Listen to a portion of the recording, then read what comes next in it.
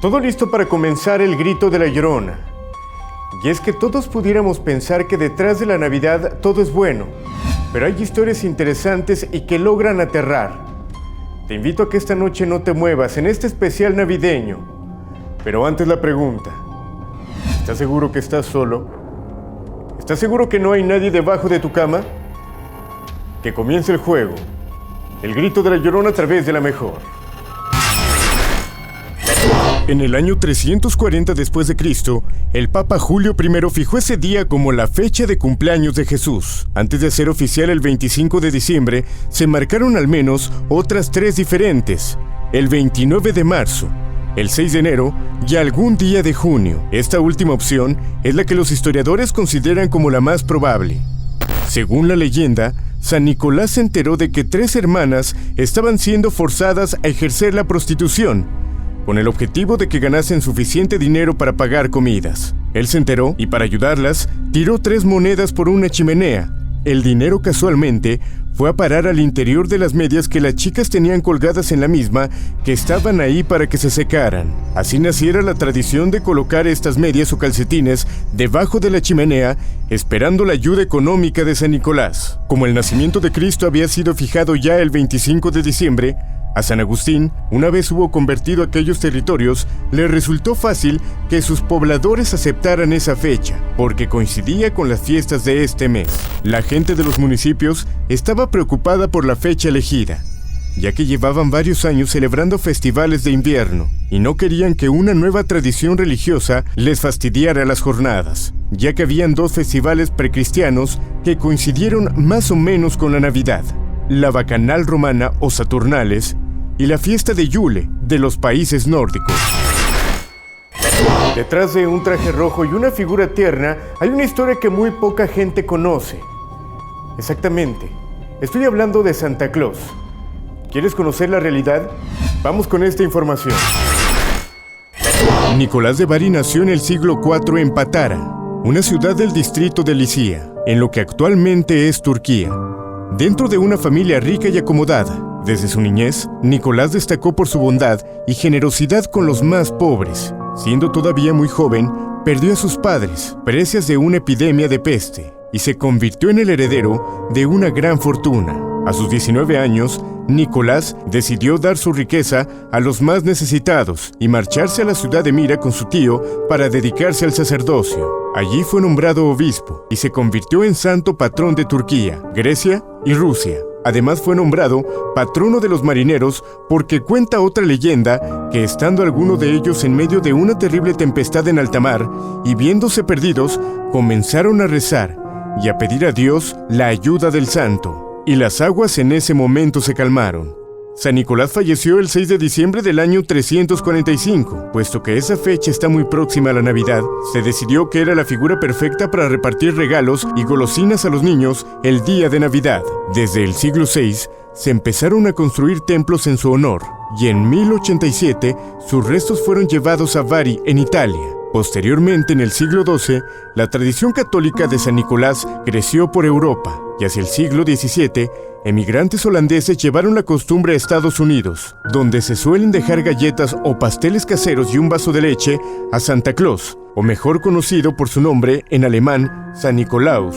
Su aspecto era muy distinto, tenía la complexión delgada y era de gran estatura, y el hecho de que lo representen siempre con una bolsa y tenga la fama de repartidor de regalos se debe a que en cierta ocasión el santo tuvo conocimiento de que la hija de uno de sus vecinos iba a casarse y su padre no tenía dinero para la dote, por lo que decidió entregarle una bolsa con monedas de oro. Así la boda pudo celebrarse, y desde entonces cobró fuerza la costumbre de intercambiar regalos en Navidad. Sin embargo, toda la idea que se conocía de Santa Claus cambió en 1823, pues el escritor inglés Clement Moore escribió un poema, Una visita de San Nicolás, imaginando que Papá Noel, como él lo llamó, surcaba los cielos en un trineo llevado por al menos 9 renos: Rodolfo, Donner, Bleacher, Cometa, Cupido, Brillante, Danzante, Centella y Zorro, y no que repartía sus regalos a pie o montado en un caballo, como se había aceptado hasta entonces. Para 1931, una conocida marca de refrescos encargó al caricaturista Thomas Nast que dibujara a Papá Noel humanizado y cuya imagen fuera más cercana a las personas para su campaña navideña. Así surgió el Papá Noel vestido de rojo, con cinturón y botas negras que permanece hasta el día de hoy. Todos conocemos el árbol de Navidad, pero esto tiene un inicio interesante y que tiene que ver con un ángel. O posiblemente esto se comenta. Vamos a ver esta historia. La Navidad ha llegado y con ella las reuniones familiares, los regalos y adornos navideños, en la cual no podía faltar el árbol de Navidad. Pero ¿cuál es su origen?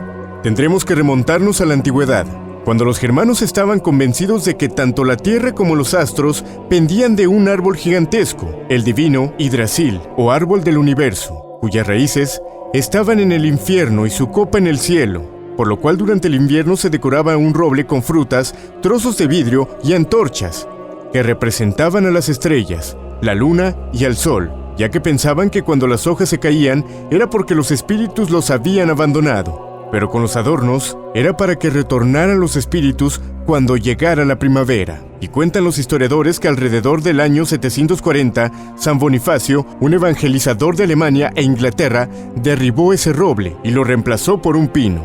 Este árbol fue adornado con manzanas, que para los cristianos representan las tentaciones, y velas, que simbolizaban la luz del mundo y la gracia divina. Al ser una especie de perenne, el pino es el símbolo de la vida eterna, y además, su forma de triángulo representa a la Santísima Trinidad. Luego, en la Edad Media, esta costumbre se expandió en todo el Viejo Mundo, y más tarde llegó a América. Pero hay otras leyendas.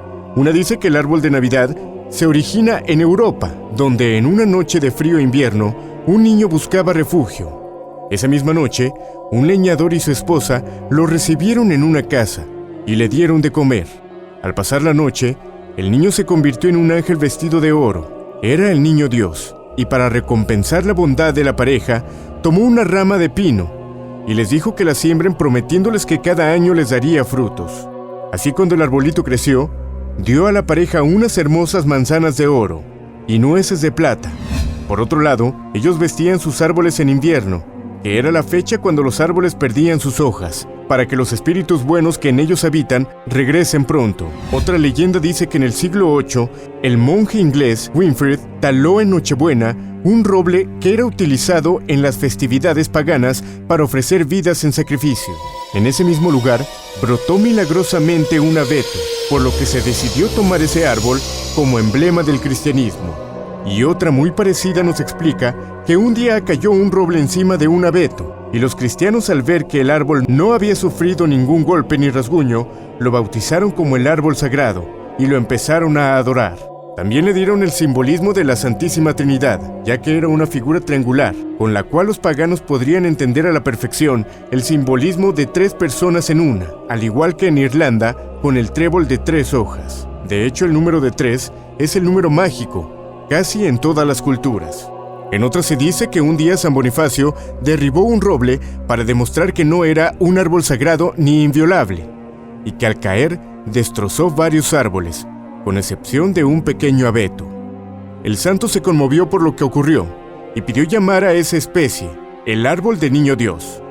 Ese árbol sería el abeto que después, con el paso del tiempo, sería conocido como el árbol de Navidad.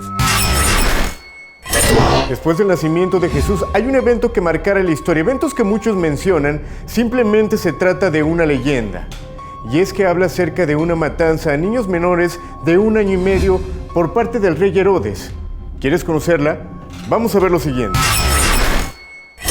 El Evangelio de Mateo, en su segundo capítulo, narra las circunstancias de huida de la Sagrada Familia desde Belén hasta Egipto. Este éxodo constituye un hecho histórico relacionado con la persecución ordenada por Herodes el Grande, que trataba de matar a Jesús. En esta ocasión, José, el padre terreno que había protegido la vida del niño Jesús, huyó llevándose consigo a María y a su hijo. Inspirado en sueños por un ángel, marchó hacia Egipto, donde según la tradición, se refugiaron durante 6 meses en el monte Cuscam, acogidos por los habitantes del lugar. De este modo, La tierra de Egipto que hospedó a Jesús en su primera infancia, junto a su madre, María, y al padre José, puede ser considerada como Tierra Santa, en cuanto que fue lugar de paso y de presencia de nuestro Señor. Finalmente, tras una nueva aparición del ángel en sueños, anunciando a José la muerte de Herodes, la Sagrada Familia retornó a la tierra de Israel. En medio de la narración de la huida de la Sagrada Familia a Egipto, 3 versículos describen la ferocidad del rey Herodes, quien para matar a Jesús decidió exterminar a todos los niños de 2 años para abajo en Belén.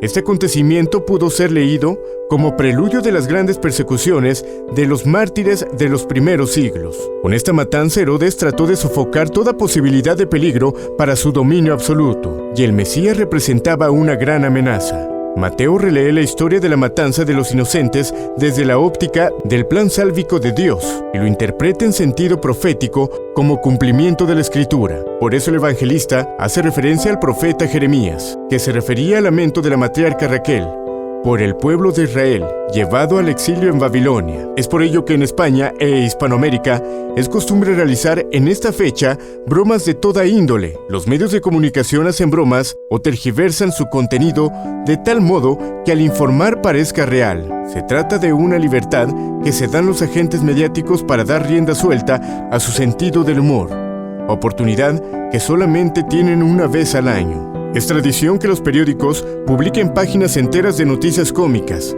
con la advertencia de que es Día de los Inocentes, que van desde las que son una obvia mofa a cualquier suceso reciente, hasta las que parecieran serias y engañan al lector desprevenido. El Día de los Inocentes se vive en todo el mundo hispanohablante. En algunas zonas de Américas es importante no prestar ningún bien, sea objeto o dinero, pues el prestatario es libre de apropiarse de los bienes. Este tipo de festejo ha venido a menos en años recientes, y ya no es usual que la gente pida prestado con la esperanza de que el prestador no recuerde la fecha, y se le puede hacer mofa con la muy popular frase: inocente palomita que te dejaste engañar, o su versión ampliada: inocente palomita que te dejaste engañar, sabiendo que en este día nada se puede prestar, o inocente palomita que te dejaste engañar, hoy es día de los inocentes, te dejaste engañar, que la inocencia te valga. O Herodes mandó a Pilatos, Pilatos mandó a su gente, el que preste en este día pasará por inocente.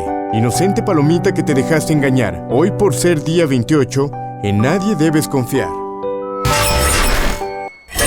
Cristian Valerio, la matanza de los inocentes, 28 de diciembre, y es que hay muchas cosas que hasta la fecha se realizan ese día, pero muy poca gente conoce el significado. Realmente es la fecha, Alain, donde las personas hacen bromas, donde las personas realmente han perdido el sentido de algo tan significativo. Fíjate que en la antigüedad, cuando Jesús nace, días después se entera uno de los reyes muy famosos, Herodes, y Herodes manda matar a todos los niños primogénitos de cada familia. ¿A qué vamos con esto? A que Herodes le entró tanto el pánico que empezó a hacer matanza de niños, los primogénitos y los que acababan de nacer en esas fechas.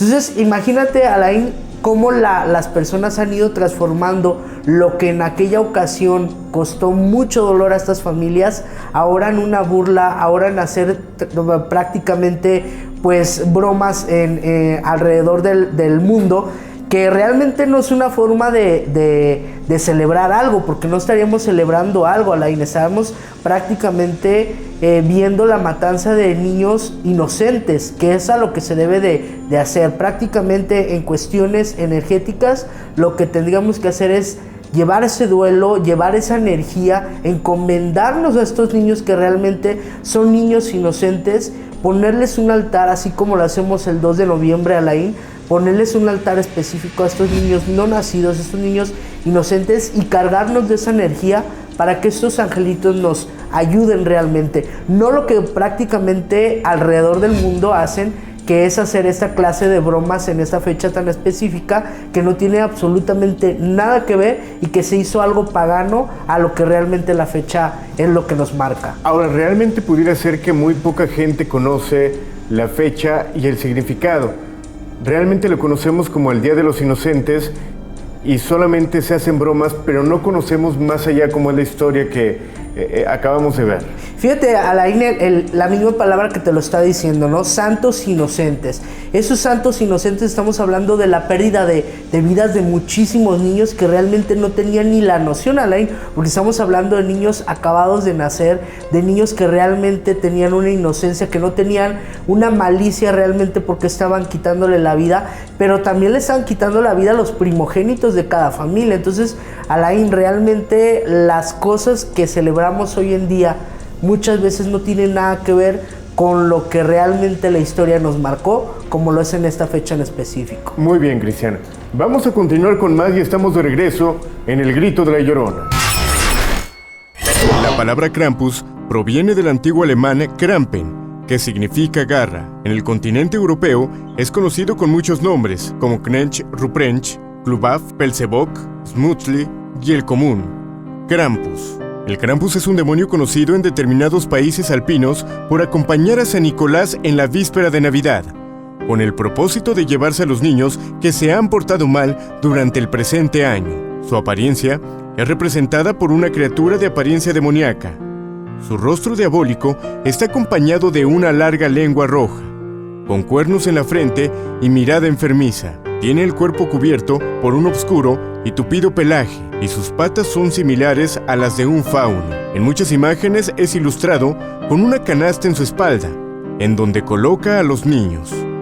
Este demonio aparece en la tarde del 5 o 6 de diciembre, pero llega en el día de Navidad para llevarse a los mal portados, merodeando las calles durante 2 semanas, haciendo sonar campanas y cadenas oxidadas que usa para asustar con su presencia. En otras culturas, el Krampus también es representado por un viejo con barba cerrada y pelo canoso. Su aspecto es el de un ermitaño, con pelo desalineado, pero que recuerda más a San Nicolás, que premia a los niños buenos. Sin embargo, parte de sus mitos y leyendas tratan de una época antigua, donde antiguos corrían el rumor de que una bestia oscura, peluda y con cuernos se presentaba ante las puertas de las casas cierto día de diciembre para azotar a los niños y raptarlos con sus afiladas garras. Por las noches se podía advertir la presencia de Krampus por el eco de los pasos de sus pezuñazos hundidas y el ruido de sus cadenas de hierro al agitarse. Pero lo más extraño de esta historia es que este terrorífico era el ayudante de Santa Claus. Se creía en el pasado que este monstruo con patas de cabra, largos cuernos, pelo desgreñado, rostro alargado, semblante malicioso y una larga lengua bífida visitaba la casa de los niños que se portaban mal para castigarlos. Se suponía que les propinaba palizas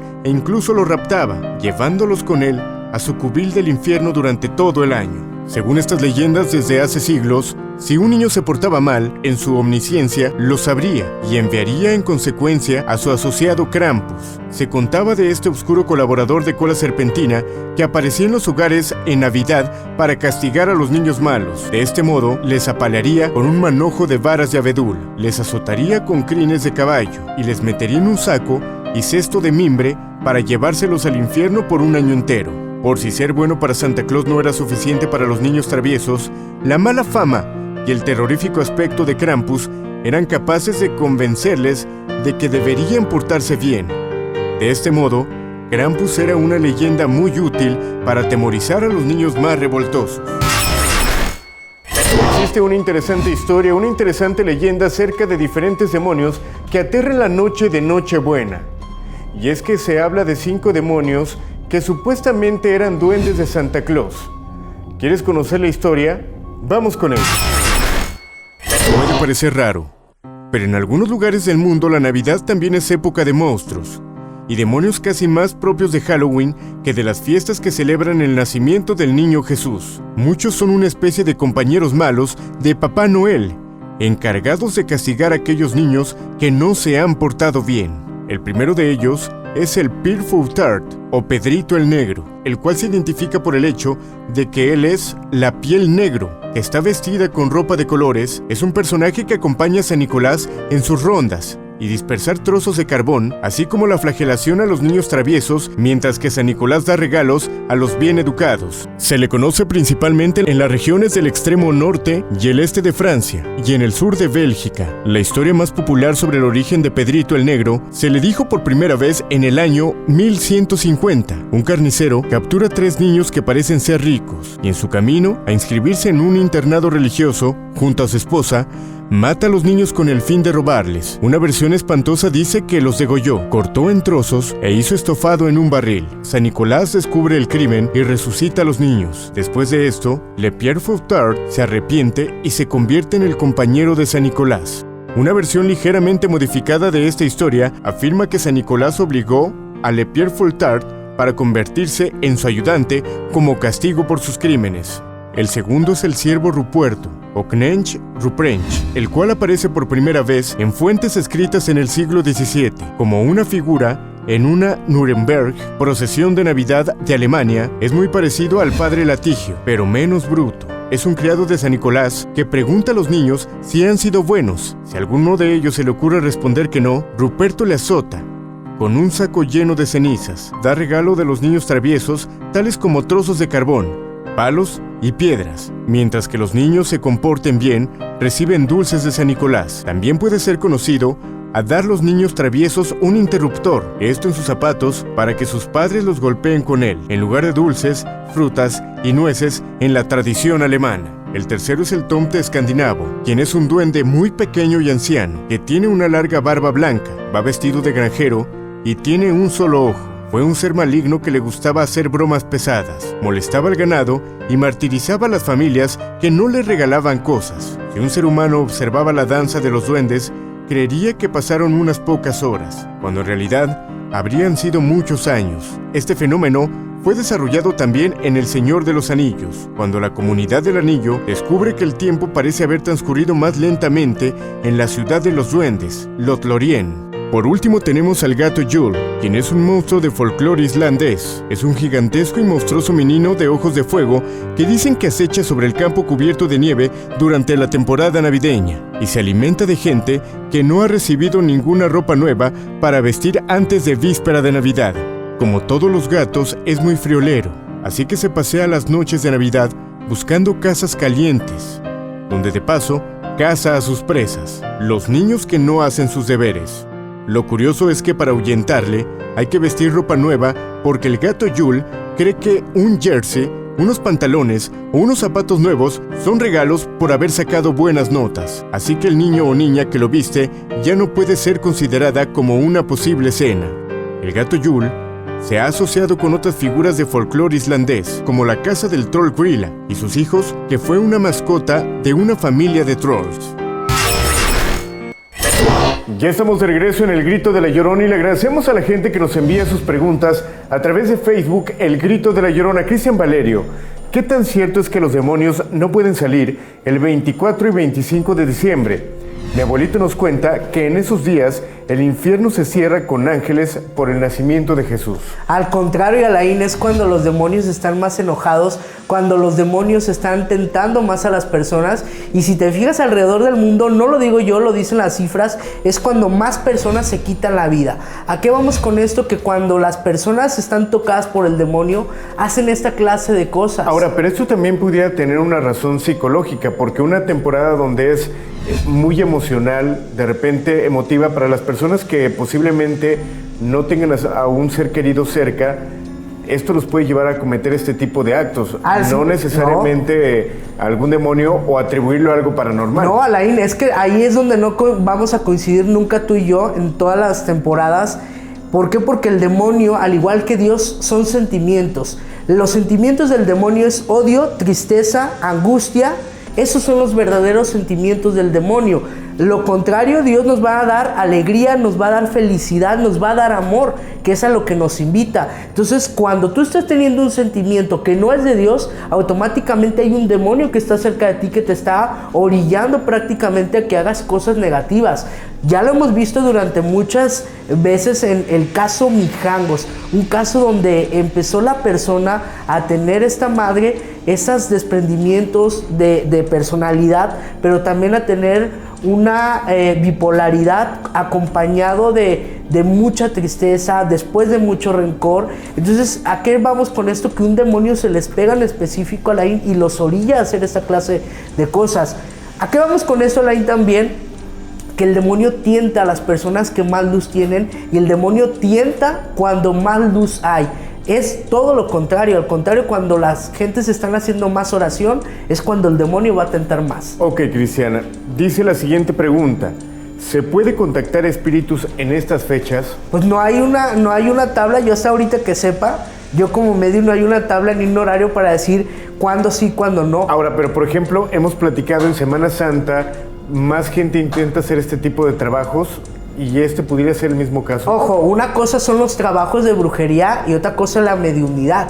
Los dones que Dios te da los vas a utilizar siempre y cuando alguien se esté pegando. Y recordemos que el mundo espiritual, el mundo de los fantasmas no perdona ni horarios ni tiempos. Ahora, ¿no hay ciertas reglas para que las personas que intentan contactar no hacerlo en estas fechas? Imagínate, Alain, es cuando más muertos hay. A partir del 2 de noviembre, antes del 2 de noviembre, una semanita antes, todas estas almas empiezan a llegar. Y Dios les permite estar hasta mediados del mes de enero con sus familias. Por eso es la energía que se siente que de mucha tristeza. Entonces es cuando más muertos están en este plano espiritual, con mayor facilidad los vamos a contactar. ¿Hay alguna consecuencia diferente hacerlo en estas fechas o es exactamente lo mismo? Fíjate que es lo mismo, Alain, porque la finalidad de los muertos es pasar esos mensajes bonitos y el querer estar conviviendo en estas festividades. Ok, finalmente, ¿qué significado tiene poner un diablo en el nacimiento y un ángel en vez de una estrella en la punta del árbol? Fíjate, Alain, que lo que nos está significando es el bien y el mal. ¿Dónde está cada uno? Que el demonio va a estar por debajo, que el demonio, así que es un balance que estamos teniendo. Así como existe lo blanco, existe lo negro. Así como existe Dios, existe el demonio. Pero aquí estamos poniendo y estamos marcando las categorías que tienen y deben de tener. Por eso ponemos en la punta de un árbol a este ángel, que significa que va a estar en la punta de nuestra vida, o que debe estar en la punta de nuestra vida. Ahora, suena extraño porque esto se hace hasta en pastorelas, pero el tener la representación de un demonio tal cual en un nacimiento no carga ninguna energía negativa. No carga nada, Alain, pero te está recordando que también así puede ser tentado. Al final de cuentas es una representación, los nacimientos nos están recordando una representación. Recordemos que los nacimientos, los primeros nacimientos no eran nacimientos de figuras, eran nacimientos vivientes que los españoles nos trajeron prácticamente a las personas mexicanas, que fue en México donde nació el nacimiento en figuras, y eran representaciones por los franciscanos, y ellos nos representaban ese mal y ese bien, Alain, que nos estaba recordando que el demonio estaba molesto porque estaba naciendo el Hijo de Dios. Pero realmente no, el poner un demonio dentro de un nacimiento solamente nos está recordando que ahí está el demonio que va a estar tocando, y que prácticamente si tú le das chance, pues va a venir a hacer algo negativo a nuestra vida. Muy bien, Cristian. Vamos a continuar con más. Estamos de regreso en este especial navideño, en El Grito de la Llorona. Te invito a que no te muevas porque lo peor está por venir. Este es el especial navideño en El Grito de la Llorona.